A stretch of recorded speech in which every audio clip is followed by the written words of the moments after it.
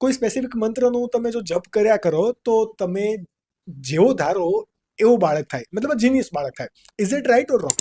ભારતને વિકસિત ભારત દેશ બનાવવાની જર્નીની અંદર તમે જે પ્રમાણે અમને સાથ આપી રહ્યા છો એ બદલ તમારો ખૂબ ખૂબ આભાર.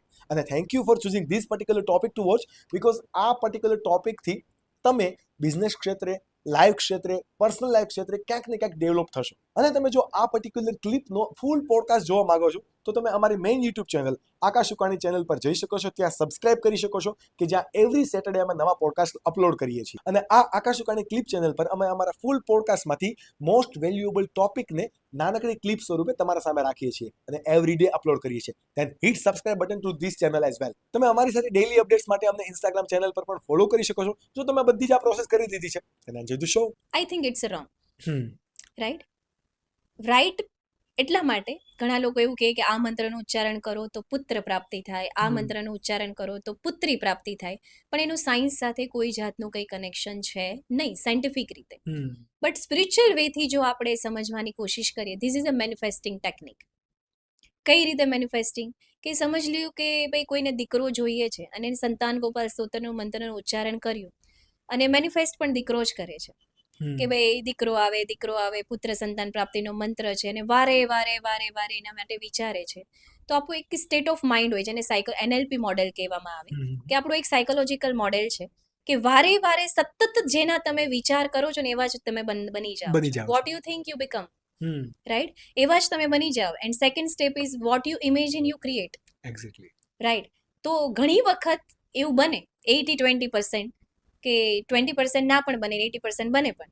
એટલે 80-20 નો રેશિયો છે. ઘણી વખત 60-40 રેશિયો પણ આવી જાય કે ડિપેન્ડ્સ કે તમને તમારા આરાધ્ય પર કેટલી શ્રદ્ધા છે અને તમને તમારી જાત પર કેટલી શ્રદ્ધા છે, તમારા ઇમેજિનેશન પર ને વિઝ્યુલાઇઝેશન પર કેટલી શ્રદ્ધા છે. But it's not a science. હા, આને સાયન્સ સાથે કોઈ લેવા દેવા નથી કે મંત્ર જાપ કરવાથી પર્ટિક્યુલર દીકરો જ આવે, દીકરી જ આવે. પણ ઘણી વાર એવું બની જાય છે, કોઈ ઇન્સિડન્ટલી થઈ જાય છે. આની સાથે કોઈ સાયન્સ લેવા દેવા નથી, પણ કોઈ ઇન્સિડન્ટલી એવું થઈ જાય કે માતા વારંવાર એના માટે જ વિચાર કરે, દીકરાનો વિચાર કરે, દીકરીનો વિચાર કરે. એક ક્ષણ માટે પણ એને એવું ના વિચાર આવે કે દીકરીનું ઇમેજિન કરું છું દીકરો આવી ગયો હતો, દીકરાનું ઇમેજિનેશન કરું છું દીકરી આવી ગઈ તો. સ્ટ્રોંગલી એની બિલીફ સિસ્ટમ હોય. અને આ સબકોન્શિયસ બ્રેઇનનો પાવર છે, બિલીફ સિસ્ટમ. કે તમે જેના પર બિલીફ કરો છો અને વારે વારે તમે જેના વિચાર કરો છો, તમારા ન્યુરોન્સ, તમારા જીવકોષ એવા જ બનતા જાય છે. આને હું એક્ઝામ્પલથી સમજાવીશ કે આ કેવી રીતે પોસિબલ થાય છે. સાયન્સ સાથે કોઈ લેવા દેવા નથી, પણ તમારા વિચારોનો જાદુ કેવી રીતે આ સબ્જેક્ટ પર અસર કરે છે.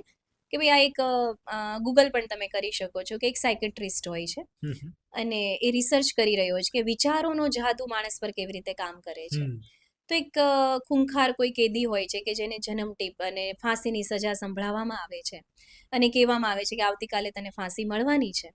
અને પછી સાયકેટ્રિસ્ટ એટલે ડોક્ટર પરમિશન લઈને મળે છે ને કહે છે કાલે તો તારે મરવાનું જ છે અને ફાંસીનો ફંદો ગળામાં લાગશે એટલે 20 મિનિટ સુધી તો તારા હાડકાં તૂટશે, પછી તારું શરીર તડપશે અને પછી તું મરીશ. એટલે ઓલમોસ્ટ અડધો કલાક જેવો સમય જતો રહેશે.